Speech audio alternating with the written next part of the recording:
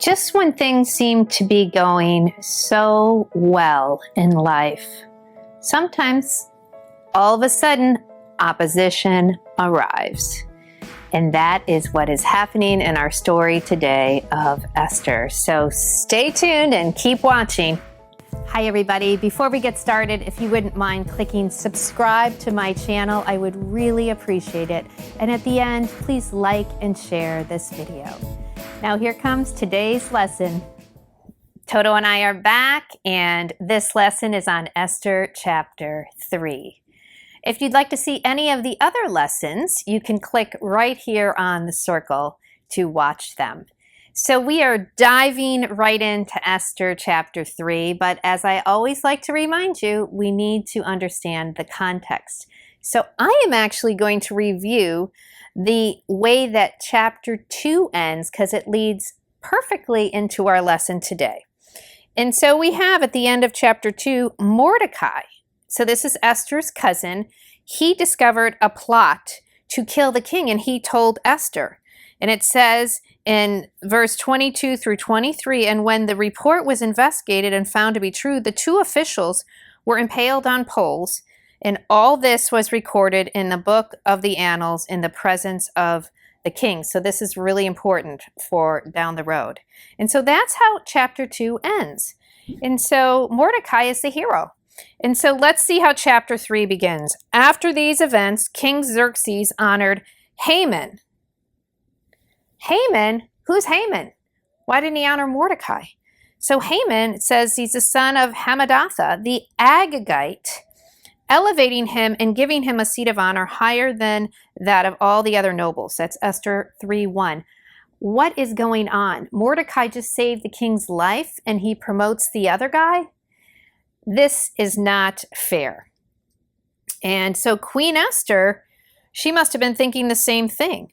So there was this murder plot revealed, and Haman seems to get the credit, which seems strange. And so what happens is it even gets worse. It says in verse 2, all the royal officials at the king's gate knelt down and paid honor to Haman, for the king had commanded this concerning him. But Mordecai would not kneel down and pay him honor. Well, of course he wouldn't. First of all, he is Jewish. And we all know that the first commandment is, you shall have no other gods before me. It says in Exodus 23. And commandment number 2 says that you shall not bow down to anyone before me. And because it says, you shall not bow down to them or serve them, for I, the Lord your God, am a jealous God. That's Exodus 25. So Mordecai refused. And so this is where the trouble begins. So Haman, we need to know a little bit of background about Haman. It said in the text he was an Agagite. So that was an enemy to the Jewish people. And so Haman was not a fan of Mordecai from the get-go because he was Jewish. And they were longtime enemies back to the days of King Saul around 1000 BC. And so let's see how Haman reacts with Mordecai's refusal. It says in Esther 3:5-6, when Haman saw that Mordecai would not kneel down or pay him honor, he was enraged. Yet, having learned who Mordecai's people were, he scorned the idea of just killing Mordecai. Instead, Haman looked for a way to destroy all of Mordecai's people, the Jews, throughout the whole kingdom of Xerxes. So we see here that Mordecai's refusal to bow down has a ripple effect on the whole kingdom. It's almost as if Haman was waiting for some opportunity. He had it out for the Jewish people, and he has an opportunity. So he takes this situation and escalates it.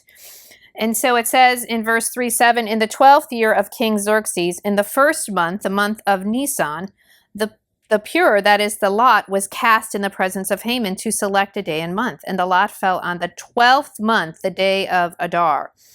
So this is actually good news because that's later on. They have 12 months. And so the Hebrew calendar is very important to understand. And the timing of Haman's evil plot to kill the Jews was done by casting a lot. And so this month, Nisan and Adar, those months are part of the lunar solar calendar, the Hebrew calendar, which is based on the moon phases and time of the solar year. And it's actually still used for Jewish holidays today. And so then the text goes on to say in Esther 3:8-9, then Haman, so he goes back now to the king, and he says, there is a certain people dispersed among the peoples in all the provinces of your kingdom who keep themselves separate. Their customs are different from those of all the other people, and they do not obey the king's laws. Not true. It is not in the king's best interest to tolerate them. If it pleases the king, let a decree be issued to destroy them, and I will give 10,000 talents of silver to the king's administrators for the royal treasury. And so this refusal by Mordecai to bow down to Haman turned into the Jewish people do not obey your laws. So he really was lying and really blowing this thing up. He also sweetened the deal with a bunch of money. And in fact, this would be equivalent to hundreds of millions of dollars in today's currency that Haman was going to pay for the king's treasury. So he really had it out for the Jewish people. So what happens next? You're not going to believe it. The king didn't seek advisors or do like he did with this situation in Esther chapter 1 with Queen Vashti's. He took his ring off his finger, his signet ring, and he gave it to Haman, son of Hammedatha, the Agagite, the enemy of the Jews. It's very clear. It keeps repeating that in the text. And the king said, keep your money and do with the people as you please.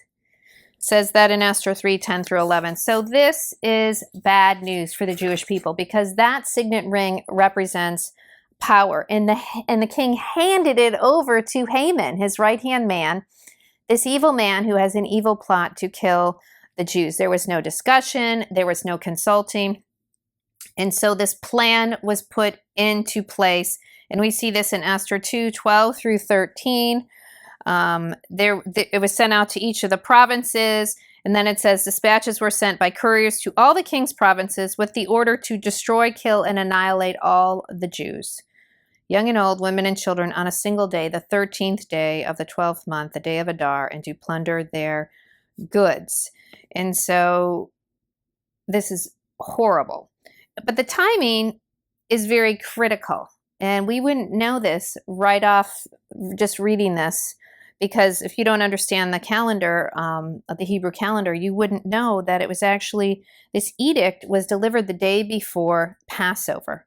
And this would have been a very timely reminder to the Jewish people of God's deliverance when they were in bondage in Egypt. So again, there's a lot of these little nuggets of information behind the scenes. And so these letters were delivered to all the provinces, all the people, that the Jewish people are going to get killed. And then as this was happening, it says in Esther 3:15, the king and Haman sat down to drink.